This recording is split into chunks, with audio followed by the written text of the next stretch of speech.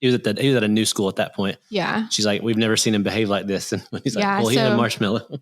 Yeah. He was at a new school and he had the marshmallow encounter on Sunday. And so I told Brandon, I was like, I'm not going to tell the teacher. I'm just going to see what happens because it's just one marshmallow. Surely that's not going to derail a whole day, over 24 hours later, or nearly 24 hours later. So I picked him up and the teacher met me outside and she was like, we had a really rough day. Like, did y'all have a rough night last night? And I was like, no, but she said that he was defiant. He was saying no at things that he normally wouldn't.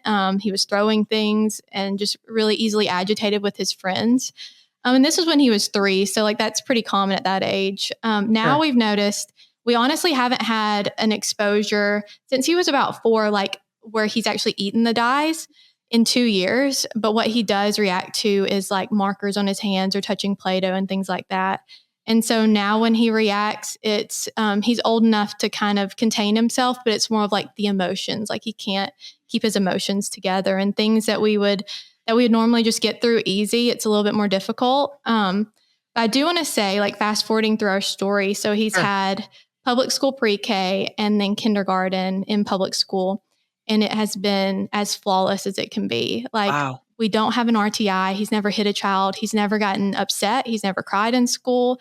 He is quite literally like a model child, everything you'd want in a child. So to go from having a child that I thought I was probably going to have to homeschool to protect him and, to also protect other children to like, he's doing so well, both academically, socially. He's such a kind kid. And that's not everyone's story. Not everyone's story is it's just dyes, but like that's our story. And that's kind of what led to the documentary. Whitney kind of got obsessed with learning about dyes and how is this possible? How do people not know about this? And like, is it just us? Is this like a weird, rare thing? And the more she got into it and the more she researched, the more she found out that, this is pretty common. And around the time that we started talking about doing the documentary, she also started a Facebook group, kind of just a dye Facebook group for families to come there and figure out swaps for your kids. If your kid loves cheesy chips that are normally colored, you can ask, what's an alternative on the group? And so that group like blew up. The group's been around 2 years and we're at 550,000 members in the group. So we like saw that this is it's not as rare as we thought it was.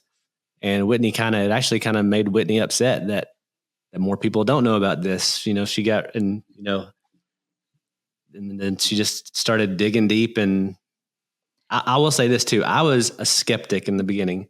Like when she told me she wanted to like take him off a food dye, I thought it was kind of silly. Okay. So you were in the Mountain Dew boat with me talking to my wife. I'm like, oh, that was like a joke. They used to say I ate this stuff my whole life. This has never been, I've never heard of this being an issue. Well, and honestly, that was kind of my perception as well. Like ironically, through all of this, I've always been interested in like eating healthy and holistic lifestyles. I mean, obviously it's been a journey, but I'd never heard of dyes. And even what I had heard, I'm a former teacher. So I did know that children with ADHD sometimes couldn't have red dye. So that was the extent of my knowledge. And I kind of thought it was hokey, honestly. Like I've always been like, okay, red dye. Like I know that's awful, but like that's the reality. And so to dig in and to realize that there's more clinical trials on synthetic dyes than any other chemical in the US, I was shocked that this is very scientifically backed. Like it's very supported in the scientific community and it's just not talked about. It's like this secret that's out there, but like no one knows about it. I'm curious if this is something that you're aware of, but I guess when we look at the food dyes, like what's in them that's doing that? Because I guess to cause that kind of behavior, it's kind of crazy. I know like even like artificial sweeteners, when you dive into the science of like what's behind them, it's kind of scary. But when you guys dove into food dyes, like what did you discover? The truth is most of the studies are focusing on behavior. If it causes behavior. Like most of the studies focus on if they actually can impact behavior. There hasn't been studies that have gotten really deep into the like what's going on in the body. I think the one small study that they did a cheek swab and it seems that there could be a genetic variance for children like Atreyu. Like it's actually a really big study. That's the study in London. Well, but that was a small part of his study. That was kind of a side piece that he did of that study. But like kids like our son Atreyu, there does seem to be like his reaction is not typical. Like it's,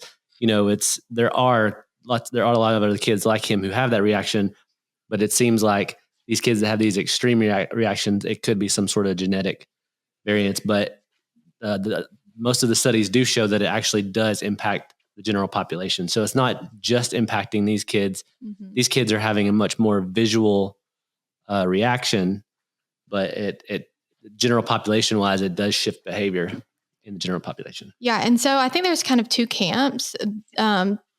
What they know now is that there might be a genetic component, but also they seem to think that it's like a dose dependent situation, kind of like a medication.